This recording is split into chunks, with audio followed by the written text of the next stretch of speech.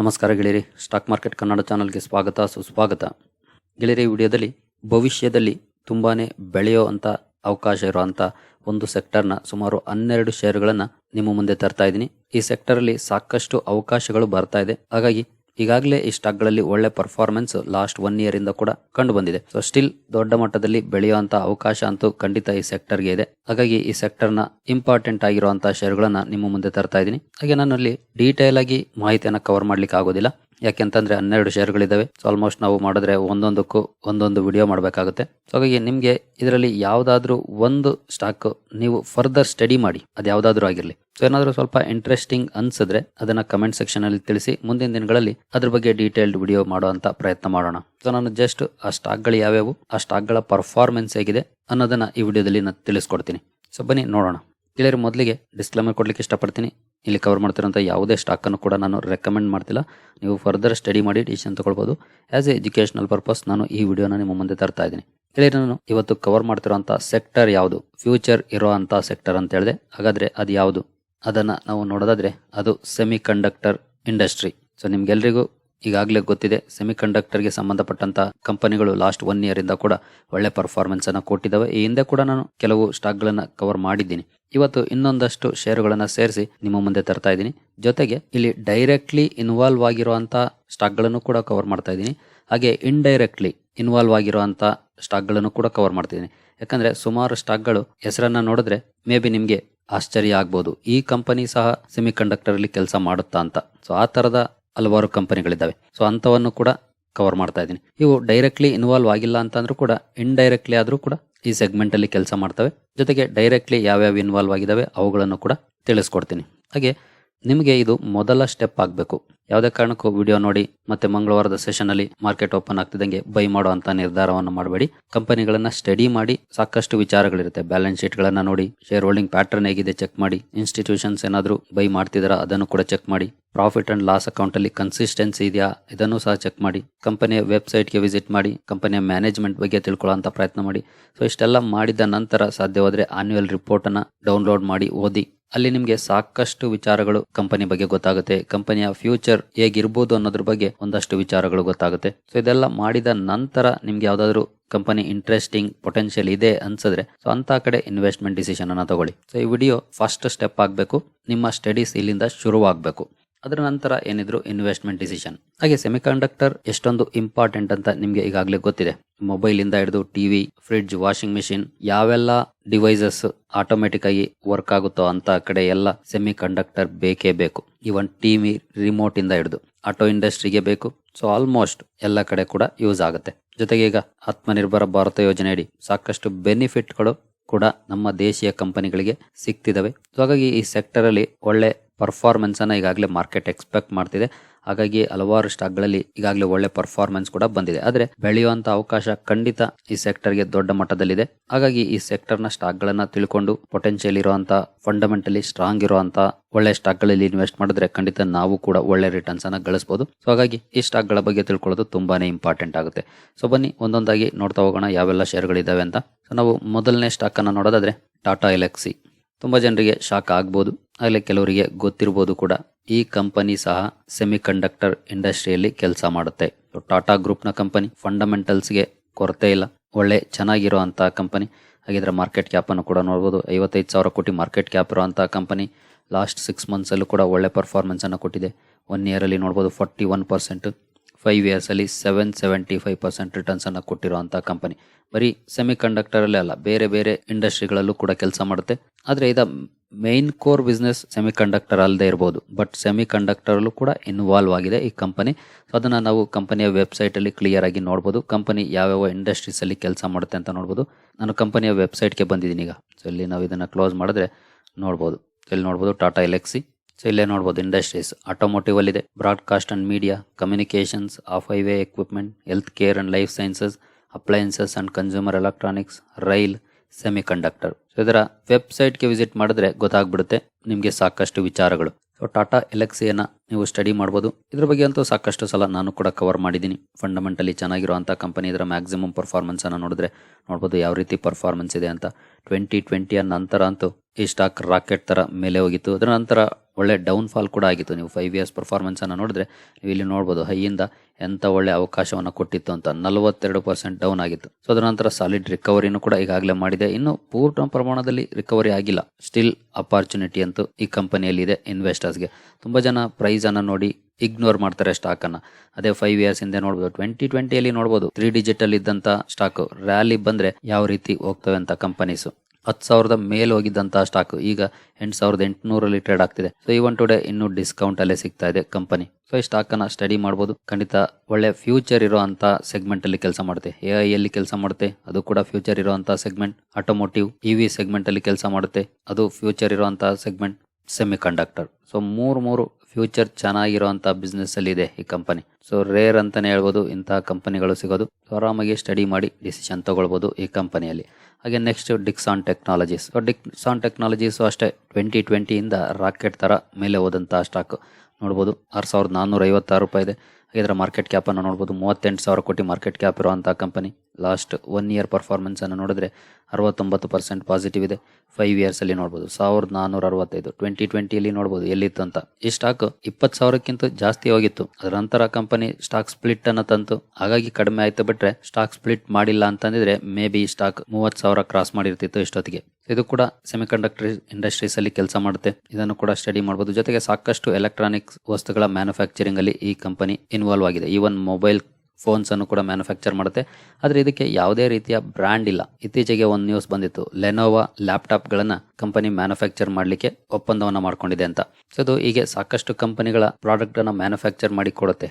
Contract manufacturers ಅಂತಾರೆ. For example ನಮ್ದೇ ಯಾವುದೋ ಒಂದು ಬ್ರಾಂಡ್ ಇದೆ ಅಂತಂದ್ರೆ ಆ ಬ್ರಾಂಡ್ ನ ಪ್ರಾಡಕ್ಟ್ ಅನ್ನ ಮ್ಯಾನುಫ್ಯಾಕ್ಚರ್ ಮಾಡಿಕೊಡುತ್ತೆ, ನಾವು ನಮ್ಮ ಬ್ರಾಂಡ್ ನೇಮ್ ಹಾಕೊಂಡು ಮಾರಾಟ ಮಾಡ್ಕೊಳ್ಳೋದು. ಸೊ ಆ ರೀತಿ ಕೆಲಸ ಮಾಡುವಂತಹ ಕಂಪನಿ. ಸೊ ಇದು ಕೂಡ ಸೆಮಿಕಂಡಕ್ಟರ್ ಇಂಡಸ್ಟ್ರೀಸ್ ಅಲ್ಲಿ ಇನ್ವಾಲ್ವ್ ಆಗಿರುವಂತಹ ಕಂಪನಿ. ಇದನ್ನ ಸ್ಟಡಿ ಮಾಡಬಹುದು ನೀವು. ಇದಂತೂ ಫಂಡಮೆಂಟಲಿ ಸ್ಟ್ರಾಂಗ್ ಇರುವಂತಹ ಕಂಪನಿ. ಸೊ ಇದು ಕೂಡ ಒಳ್ಳೆ ಅಪಾರ್ಚುನಿಟಿಯನ್ನ ಕೊಟ್ಟಿತ್ತು. ನೋಡಬಹುದು 2021 ನಂತರ 51% ಡೌನ್ ಆಗಿತ್ತು ಸ್ಟಾಕ್, 50% ಕರೆಕ್ಷನ್. ಅದರ ನಂತರ ನೋಡಬಹುದು ಯಾವ ರೀತಿ ರಿಕವರಿ ಕೂಡ ಬಂದಿದೆ ಅಂತ. ಸೊ ಹೀಗಾಗಿನೇ ಫಂಡಮೆಂಟಲಿ ಸ್ಟ್ರಾಂಗ್ ಇರುವಂತಹ ಸ್ಟಾಕ್ಗಳು ಬಿದ್ದಾಗ it's a big opportunity, win win situation for the investors. ಇದನ್ನ ತುಂಬಾ ಜನ ರಿಟೇಲ್ ಇನ್ವೆಸ್ಟರ್ಸ್ ಅರ್ಥ ಮಾಡ್ಕೊಳ್ಳೋದೇ ಇಲ್ಲ. ಯಾಕಂದ್ರೆ ಈ ಸಾಲಿಡ್ ರ್ಯಾಲಿ ಬಂದ ನಂತರ ಖಂಡಿತ ಒಂದಲ್ಲ ಒಂದು ಲೆವೆಲ್ ಇಂದ ಸ್ಟಾಕ್ಗಳು ಬಿದ್ದೇ ಬೀಳುತ್ತೆ, ಅದರಲ್ಲಿ ಡೌಟೇ ಇಲ್ಲ. ಬಟ್ ಆ ಡೌನ್ ಫಾಲ್ ಅನ್ನ ಅರ್ಥ ಮಾಡ್ಕೊಂಡು ನಾವು ಬೈ ಮಾಡಬೇಕು. ಸೊ ಆಗ್ಲೇ ನಮಗೆ ಸಾಲಿಡ್ ರಿಟರ್ನ್ಸ್ ಕೂಡ ಸಿಗೋದು. ಸೊ ಇಲ್ಲಿ ನೋಡಬಹುದು, ನಾವು ಎಕ್ಸಾಕ್ಟ್ ಲೋನ್ ಅನ್ನ ಕ್ಯಾಚ್ ಮಾಡಕ್ ಆಗದೆ ಇರಬಹುದು. ಯಾರಾದ್ರೂ ಇಲ್ಲೇ ಬೈ ಮಾಡಿದ್ರು ಅಂದ್ಕೊಳ್ಳಿ, ಟಾಪ್ ಅಲ್ಲಿ ಯಾರಾದ್ರೂ ಬೈ ಮಾಡಿರ್ತಾರೆ. ನೀವು ಬೈ ಮಾಡಿಲ್ಲ ಅಂತ ಇನ್ನೊಬ್ರಾದ್ರೂ ಬೈ ಮಾಡಿರ್ತಾರೆ. ಅವರು ಜಸ್ಟ್ ಹೋಲ್ಡ್ ಮಾಡಿದ್ರು ಕೂಡ ಇವತ್ತು 15% ಪಾಸಿಟಿವ್ ಆಗಿದೆ. ಇನ್ ಕೇಸ್ ಡೌನ್ ಬಂದಾಗ ಇಲ್ಲೆಲ್ಲಾದ್ರೂ ಬೈ ಮಾಡಿದ್ರೆ, ಇಲ್ಲಿ ಬೈ ಮಾಡಿದ್ರು ಕೂಡ, ಇಲ್ಲಿ ಅವರೇಜ್ ಪ್ರೈಸ್ ಇದ್ರೂ ಕೂಡ ನೋಡ್ಬೋದು 47% ರಿಟರ್ನ್ಸ್. ಡೌನ್ ಆದಾಗ ಬೈ ಮಾಡಿದಾಗ ಸಿಗುವಂತ ಬೆನಿಫಿಟ್ ಇದು. ಇನ್ ಕೇಸ್ ಯಾರಾದ್ರೂ ಅದೃಷ್ಟ ಚೆನ್ನಾಗಿದ್ದು ಈ ಲೆವೆಲ್ ಅಲ್ಲಿ ಬೈ ಮಾಡಿದ್ರು ಅಂತೂ ನೋಡ್ಬೋದು ಯಾವ ರೀತಿ ರಿಟರ್ನ್ಸ್, 136% ರಿಟರ್ನ್ಸ್ ಆಗ್ಲೆ. ಸೊ ಸ್ಟಾಕ್ ಒಳ್ಳೆ ಸ್ಟಾಕ್, ಎಸ್ಪೆಷಲಿ ಬಿದ್ದಿದೆ ಅಂತಂದ್ರೆ ಅದು ಅಪಾರ್ಚುನಿಟಿ ಅಂತಾನೆ ಭಾವಿಸಬೇಕು. ಸೊ ಇದನ್ನು ಕೂಡ ಸ್ಟಡಿ ಮಾಡಬಹುದು. ನೆಕ್ಸ್ಟ್ ಕಂಪನಿಗೆ ಬರೋದಾದ್ರೆ ASM ಟೆಕ್ನಾಲಜೀಸ್. ತುಂಬಾ ಜನ ಈ ಸ್ಟಾಕ್ ಅನ್ನ ಕೇಳಿರ್ತೀರಿ. ಸೊ ಇದರ ಮಾರ್ಕೆಟ್ ಕ್ಯಾಪ್ ಅನ್ನ ನೋಡಬಹುದು, 506 ಕೋಟಿ ಮಾರ್ಕೆಟ್ ಕ್ಯಾಪ್ ಇರುವಂತಹ ಸ್ಟಾಕ್. ಹೈಲಿ ರಿಸ್ಕಿ ಸ್ಟಾಕ್ ಇದು ಕೂಡ. ಇದರ ವೆಬ್ಸೈಟ್ ಗೆ ವಿಸಿಟ್ ಮಾಡಿದ್ರೆ ಇಲ್ಲಿ ನೀವು ಇಂಡಸ್ಟ್ರೀಸ್ ಸೆಗ್ಮೆಂಟ್ ಗೆ ಬಂದ್ರೆ ನೋಡಬಹುದು, ಆಟೋಮೋಟಿವ್ ಅಲ್ಲಿ ಕೆಲಸ ಮಾಡುತ್ತೆ, ಏವಿಯಾನಿಕ್ಸ್ ಅಲ್ಲಿ ಕೆಲಸ ಮಾಡುತ್ತೆ, ಹೈಟೆಕ್, ಮೆಡಿಕಲ್, ಸೆಮಿಕಂಡಕ್ಟರ್. ಸೊ ಇಷ್ಟು ಇಂಡಸ್ಟ್ರೀಸ್ ಅಲ್ಲಿ ಕೆಲಸ ಮಾಡುವಂತಹ ಕಂಪನಿ ASM ಟೆಕ್ನಾಲಜೀಸ್. ಸೊ ಈ ಕಂಪನಿಯನ್ನು ಸಹ ಸ್ಟಡಿ ಮಾಡಬಹುದು. ಹಾಗೆ ಇದರ 1 ಇಯರ್ ಪರ್ಫಾರ್ಮೆನ್ಸ್ ಅನ್ನು ನೋಡಿದ್ರೆ 1 ಇಯರ್ ಅಲ್ಲಿ ನೋಡಬಹುದು 2% ಡೌನ್ ಇದೆ. ಈ ರ್ಯಾಲಿಯನ್ನ ನೋಡಬಹುದು. ಸಣ್ಣ ಕಂಪನಿಗಳಲ್ಲಿ ಇದೇ ಸಮಸ್ಯೆ, ಪಂಪ್ ಅಂಡ್ ಡಂಪ್ ಈಸಿಯಾಗಿ ನಡೀತಾ ಇರುತ್ತೆ. ಯಾಕಂದ್ರೆ ಲಿಕ್ವಿಡಿಟಿ ಕಡಿಮೆ ಇರುತ್ತೆ. ಅದೇ ನೀವು ಟಾಟಾ ಎಲೆಕ್ಸಿ ನಲ್ಲಿ ಈ ರೀತಿಯ ಸಿಚುಯೇಷನ್ ನೋಡ್ಲಿಕ್ಕೆ ಆಗೋದಿಲ್ಲ. ಬಟ್ ಸಣ್ಣ ಕಂಪನಿಗಳು ಲಿಕ್ವಿಡಿಟಿ ಕಡಿಮೆ ಇರುವಂತ ಕಡೆ ಈ ರೀತಿ ಪಂಪ್ ಅಂಡ್ ಡಂಪ್ ನಡೀತಾ ಇರುತ್ತೆ. ಅದೇ 5 ಇಯರ್ಸ್ ಅಲ್ಲಿ 715%. ಸೊ ಈ ರ್ಯಾಲಿಯನ್ನ ನೋಡಬಹುದು. ಸೊ ಈ ರ್ಯಾಲಿಯ ನಂತರ 2021 ನಂತರ ನೋಡಬಹುದು ಈಗಲೂ ಕೂಡ 31% ಡೌನ್ ಅಲ್ಲೇ ಇದೆ ಸ್ಟಾಕ್. ಸೊ ಸಣ್ಣ ಕಂಪನಿಗಳಿಗೆ ಹೋದಾಗ ಖಂಡಿತ ಈ ರಿಸ್ಕ್ ಅನ್ನ ನಾವು ಬೇರ್ ಮಾಡಲೇಬೇಕಾಗುತ್ತೆ. ಬಟ್ ಕಂಪನಿಯನ್ನ ಸ್ಟಡಿ ಮಾಡಬೇಕು. ಕಂಪನಿಯಲ್ಲಿ ಪೊಟೆನ್ಷಿಯಲ್ ಇದೆ ಅಂತಂದ್ರೆ ನಾವು ಹೋಲ್ಡ್ ಮಾಡಬೇಕಾಗುತ್ತೆ. ಹಾಗೆ ಮ್ಯಾಕ್ಸಿಮಮ್ ಪರ್ಫಾರ್ಮೆನ್ಸ್ ಅನ್ನ ನೋಡಬಹುದು. ಇದು ಕೂಡ 2020 ಕ್ರಾಶ್ ನ ನಂತರನೇ ರಾಕೆಟ್ ರೀತಿ ರ್ಯಾಲಿ ಬಂದಿರೋದು. ಹಾಗೆ 21 ಇಂದ ಈಗಲೂ ಕೂಡ ಡೌನ್ ಅಲ್ಲೇ ಇದೆ ಸ್ಟಾಕ್. ಯಾವಾಗ ರಿಕವರಿ ಮಾಡುತ್ತೋ ಗೊತ್ತಿಲ್ಲ. ಸೊ ಆ ರೀತಿ ಪರ್ಫಾರ್ಮೆನ್ಸ್ ಅನ್ನ ಕೊಟ್ಟಿದೆ. ಸೊ ಇದನ್ನು ಕೂಡ ನೀವು ಸ್ಟಡಿ ಮಾಡಬಹುದು. ಸಣ್ಣ ಕಂಪನಿ, ರಿಸ್ಕ್ ಜಾಸ್ತಿ ಇರುತ್ತೆ. ಅದನ್ನ ನಾವು 5 ಇಯರ್ಸ್ ಚಾರ್ಟ್ ಅನ್ನ ನೋಡಿದ್ರೆ ಈಸಿಯಾಗಿ ಅರ್ಥ ಮಾಡ್ಕೊಳ್ಬಹುದು. ಇನ್ನು 31% ಡೌನ್ ಅಲ್ಲಿ ಇದೆ ಅಂತಂದ್ರೆ ಯಾವ ರೀತಿ ಪರ್ಫಾರ್ಮ್ ಮಾಡುತ್ತೆ ಅಂತ ಗೊತ್ತಾಗುತ್ತೆ. ಸೊ ನೆಕ್ಸ್ಟ್ ಸ್ಟಾಕ್ ಗೆ ಬರೋದಾದ್ರೆ SPEL ಸೆಮಿಕಂಡಕ್ಟರ್ ಲಿಮಿಟೆಡ್. ಇದರಲ್ಲಂತೂ ನೇಮಲ್ಲೇ SPEL ಸೆಮಿಕಂಡಕ್ಟರ್ ಅಂತಾನೆ ಇದೆ. ಸೊ ಈಸಿಯಾಗಿ ಗೊತ್ತಾಗ್ಬಿಡುತ್ತೆ. ಸೊ ಇದರ ಮಾರ್ಕೆಟ್ ಕ್ಯಾಪ್ ಕೂಡ ನೋಡಬಹುದು, ಬರೀ 350 ಕೋಟಿ ಮಾರ್ಕೆಟ್ ಕ್ಯಾಪ್ ಇರುವಂತಹ ಕಂಪನಿ. ತುಂಬಾನೇ ಸಣ್ಣ ಕಂಪನಿ. ಸಣ್ಣ ಕಂಪನಿ ಹೋದಷ್ಟು ರಿಸ್ಕ್ ಜಾಸ್ತಿ. ಸಣ್ಣ ಕಂಪನಿಗಳಿಗೆ ಹೋಗೋದು ಸುಲಭ, ಪ್ರೈಸ್ ಕೂಡ ಕಡಿಮೆನೇ ಇರುತ್ತೆ. ಆದರೆ ಎಂಟರ್ ಆಗಿ ತಗಲಾಕೊಂಡ್ರೆ ಎಕ್ಸಿಟ್ ಆಗೋದೇ ಕಷ್ಟ. ಈ ರೀತಿಯ ಸಮಸ್ಯೆಗಳಿರುತ್ತೆ. ಹಾಗೆ ಈ ಕಂಪನಿಯ ಲಾಸ್ಟ್ 1 ಇಯರ್ ಪರ್ಫಾರ್ಮೆನ್ಸ್ ನೋಡಿದ್ರೆ 55ರಿಂದ 56% ಇದೆ. ಸೊ ನೋಡ್ಬೋದು ಯಾವ ರೀತಿ ಈ ಸ್ಟಾಕ್ ಪರ್ಫಾರ್ಮೆನ್ಸ್ ಇರುತ್ತೆ ಅಂತ. ಸಡನ್ ಆಗಿ ಸ್ಪೈಕ್ ಬರುತ್ತೆ, ಅದರ ನಂತರ ಡಂಪ್ ಮಾಡ್ತಾರೆ, ಮತ್ತೆ ಸ್ಪೈಕ್, ಮತ್ತೆ ಡಂಪ್. ಸೊ ಈ ರೀತಿ ಸಾಕಷ್ಟು ಸಲ ಆಗ್ತಾ ಇರುತ್ತೆ. ಸೊ ಈ ವೊಲಟಿಲಿಟಿಯನ್ನ ಕೆಲವೊಂದ್ಸಲ ಬೇರ್ ಮಾಡ್ಲಿಕ್ಕೆ ಕಷ್ಟ ಆಗುತ್ತೆ ಆಸ್ ಎ ರಿಟೇಲ್ ಇನ್ವೆಸ್ಟರ್ಸ್. ಹಾಗಾಗಿನೇ ಎಂಟರ್ ಆಗೋದಕ್ಕೆ ಮುಂಚೆ 100 ಸಲ ನಾವು ಯೋಚನೆ ಮಾಡಬೇಕಾಗುತ್ತೆ. ಹಾಗೆ 5 ಇಯರ್ಸ್ ಪರ್ಫಾರ್ಮೆನ್ಸ್ ಅನ್ನು ನೋಡಿದ್ರೆ ಇಲ್ಲೂ ಕೂಡ 761% ಪಾಸಿಟಿವ್ ಇದೆ. ಈಗಲೂ ಕೂಡ ಹೈಯಿಂದ ಡೌನ್ ಅಲ್ಲೇ ಇದೆ ಸ್ಟಾಕ್, ನೋಡಬಹುದು 20%. ಹಾಗೆ ಮ್ಯಾಕ್ಸಿಮಮ್ ಪರ್ಫಾರ್ಮೆನ್ಸ್ ಅನ್ನು ನೋಡಿದ್ರೆ ಈ ರೀತಿ ಪರ್ಫಾರ್ಮೆನ್ಸ್ ಇದೆ, ಅದನ್ನಲ್ಲಿ ಕ್ಲಿಯರ್ ಆಗಿ ನೋಡಬಹುದು. ಹಾಗೆ ನೆಕ್ಸ್ಟ್ ಆಗಿ ಬರೋದಾದ್ರೆ ಮೋಶಿಪ್ ಟೆಕ್ನಾಲಜೀಸ್ 96 ರೂಪಾಯಿ ಟ್ರೇಡ್ ಆಗ್ತಿರೋಂತಹ ಸ್ಟಾಕ್. ಇದು ಕೂಡ ನೋಡಬಹುದು 1700 ಕೋಟಿ ಮಾರ್ಕೆಟ್ ಕ್ಯಾಪ್ ಅನ್ನು ಹೊಂದಿರುವಂತಹ ಸ್ಟಾಕ್. 1 ಇಯರ್ ಪರ್ಫಾರ್ಮೆನ್ಸ್ ಅನ್ನು ನೋಡಿದ್ರೆ 53% ಪಾಸಿಟಿವ್ ಇದೆ. 5 ಇಯರ್ಸ್ ಅಲ್ಲಿ 288%. ಸೊ ಇಲ್ಲೂ ಕೂಡ ರಿಸ್ಕ್ ಇದ್ದೇ ಇದೆ. ಸೊ ಇದನ್ನು ಕೂಡ ಸ್ಟಡಿ ಮಾಡಬಹುದು. ಮ್ಯಾಕ್ಸಿಮಮ್ ಪರ್ಫಾರ್ಮೆನ್ಸ್ ಅನ್ನು ನೋಡಿದ್ರೆ ಈ ರೀತಿ ಪರ್ಫಾರ್ಮೆನ್ಸ್ ಇದೆ ನೋಡಬಹುದು. ಸೊ ಸಣ್ಣ ಕಂಪನಿಗಳಲ್ಲಿ ರಿಸ್ಕ್ ಜಾಸ್ತಿ ಇರುತ್ತೆ. ಸೊ ಅದನ್ನು ನಾವು ಇಲ್ಲಿ ನೋಡಿದ್ರೆ ಈಸಿಯಾಗಿ ಅರ್ಥ ಮಾಡ್ಕೊಳ್ಬಹುದು. ಹಾಗೆ ನೆಕ್ಸ್ಟ್ ಆಗಿ ಬರೋದಾದ್ರೆ RIR ಪವರ್ ಎಲೆಕ್ಟ್ರಾನಿಕ್ಸ್ 769 ರೂಪಾಯಿ ಟ್ರೇಡ್ ಆಗ್ತಿರುವಂತಹ ಕಂಪನಿ. ಇದು ಕೂಡ ನೋಡಬಹುದು ಬರೀ 535 ಕೋಟಿ ಮಾರ್ಕೆಟ್ ಕ್ಯಾಪ್ ಇರುವಂತಹ ಕಂಪನಿ. ಸೊ ಇದು ಕೂಡ ಸೆಮಿಕಂಡಕ್ಟರ್ ಸೆಗ್ಮೆಂಟ್ ಅಲ್ಲಿ ಕೆಲಸ ಮಾಡುತ್ತೆ. ಸೊ ಅದನ್ನ ಸ್ಕ್ರೀನ್ ಅಲ್ಲಿ ನೋಡಬಹುದು. ಮುಂಚೆ ರುತೋನ್ ಶಾ ಅಂತ ಇತ್ತು. Manufacturing of traditional semiconductor devices such as bridges, power modules, diodes, rectifiers and thyristors. So ಈ ಸೆಗ್ಮೆಂಟ್ ಅಲ್ಲಿ ಕೆಲಸ ಮಾಡುವಂತಹ ಕಂಪನಿ. ಹಾಗೆ ಇದರ 1 ಇಯರ್ ಪರ್ಫಾರ್ಮೆನ್ಸ್ ಅನ್ನು ನೋಡಿದ್ರೆ ಇಲ್ಲೂ ಕೂಡ 109% ಪಾಸಿಟಿವ್ ಇದೆ. ಇದು ಕೂಡ ಸೇಮ್ ಸರ್ಕ್ಯೂಟ್ಸ್ ಅಲ್ಲಿ ಜಾಸ್ತಿ ಟೈಮ್ ಮೂವ್ ಆಗುತ್ತೆ. ಹಾಗೆ 5 ಇಯರ್ಸ್ ಪರ್ಫಾರ್ಮೆನ್ಸ್ ಅನ್ನು ನೋಡಿದ್ರೆ 1600% ರಿಟರ್ನ್ಸ್ ಇದೆ. ಹಾಗೆ ಮ್ಯಾಕ್ಸಿಮಮ್ ಪರ್ಫಾರ್ಮೆನ್ಸ್ ಕೂಡ ನೋಡಬಹುದು. ಈ ರೀತಿ ಪರ್ಫಾರ್ಮೆನ್ಸ್ ಇರುವಂತಹ ಕಂಪನಿ. ಸೊ ಇಲ್ಲೂ ಕೂಡ ಸಾಕಷ್ಟು ರಿಸ್ಕ್ ಇದೆ, ಇದನ್ನು ಕೂಡ ಸ್ಟಡಿ ಮಾಡಬಹುದು. ರಿಸ್ಕ್ ಅನ್ನ ಅರ್ಥ ಮಾಡಿಕೊಂಡು ಕ್ಯಾಲ್ಕುಲೇಟೆಡ್ ರಿಸ್ಕ್ ಅನ್ನ ತಗೊಳ್ಳೋದನ್ನ ಕಲಿಬೇಕು. ಸೊ ಖಂಡಿತ ಮಾರ್ಕೆಟ್ ಅಲ್ಲಿ ಒಳ್ಳೆ ರಿಟರ್ನ್ಸ್ ಅನ್ನ ಗಳಿಸಬಹುದು. ಕ್ಯಾಲ್ಕುಲೇಟೆಡ್ ರಿಸ್ಕ್ ಅಂದ್ರೆ ಒಂದು ಕಂಪನಿಯಲ್ಲಿ ಇನ್ವೆಸ್ಟ್ ಮಾಡೋದ್ರ ಬದಲಿಗೆ ಕೆಲವು ಕಂಪನಿಗಳನ್ನ ಸೆಲೆಕ್ಟ್ ಮಾಡ್ಕೊಳ್ಬೇಕು. ಹಾಗೆ ಒಂದೇ ಕಡೆ ಹೆವಿ ಇನ್ವೆಸ್ಟ್ಮೆಂಟ್ ಅನ್ನ ಮಾಡೋದ್ರ ಬದಲಿಗೆ 4-5 ಕಡೆ ಸ್ವಲ್ಪ ಇನ್ವೆಸ್ಟ್ಮೆಂಟ್ ಅನ್ನ ಮಾಡೋದು. ಯಾಕಂದ್ರೆ ಯಾವ್ದಾದ್ರು ಒಂದು ನಮ್ಮ ಎಕ್ಸ್ಪೆಕ್ಟೇಷನ್ ನ ಮೀಟ್ ಮಾಡ್ಲಿಕ್ಕೆ ಆಗಲಿಲ್ಲ ಅಂದ್ರೂ ಕೂಡ ಬೇರೆ ಕಡೆ ರಿಟರ್ನ್ಸ್ ಜನರೇಟ್ ಆಗಿ ಆ ಲಾಸ್ ಅನ್ನು ಕೂಡ ರಿಕವರ್ ಮಾಡುತ್ತೆ. ಸೊ ಆ ರೀತಿಯಾಗಿ ನಾವು ಯೋಚನೆ ಮಾಡಬೇಕಾಗುತ್ತೆ.